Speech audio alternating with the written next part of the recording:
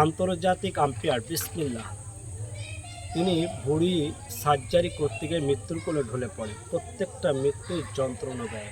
আমাদের মাথায় রাখতে হবে ভুঁড়িটা আপনি আপনি কখনো বেড়ে চলে না। আমাদের ব্যাড হ্যাবিট, আমাদের অনিয়মিত জীবনযাপনের কারণে।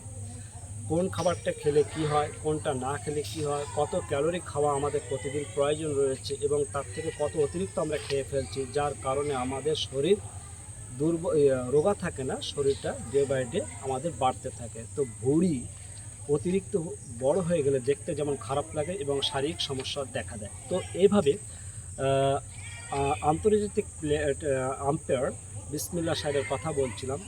দেখুন, তিনি নিজেই জানিয়েছেন যে এই ভুঁড়ি নিয়ে আমার চলাটা যেন একটা অস্বস্তিকর ব্যাপার। তো সে সার্জারি পথ বেছে নেন, কিন্তু এটা মাথায় রাখতে হবে সার্জারি পথ বেছে নেওয়ার কারণে একটা মৃত্যু কোলে ঢলে পড়েছে। সার্জারি পথটা কিন্তু সমস্যার সমাধান নয়। এর জন্য আপনাকে ওয়েলনেস কোচ, আমি যাকে বলছেন, আমি আপনাকে অবশ্যই ফিট অ্যান্ড ফাইন এবং আপনি আইডিয়াল মেনটেন ওয়েটটা আপনি করতে পারবেন বা রাখতে পারবেন। সেজন্য অন্য কোনো পন্থা নয়, আসুন সঠিক পথ, সঠিক জিনিস, সঠিক জায়গায় আসুন এবং আমার সাথে যোগাযোগ করুন। আমি আপনাকে রাস্তা বলে দেবো। Thank you.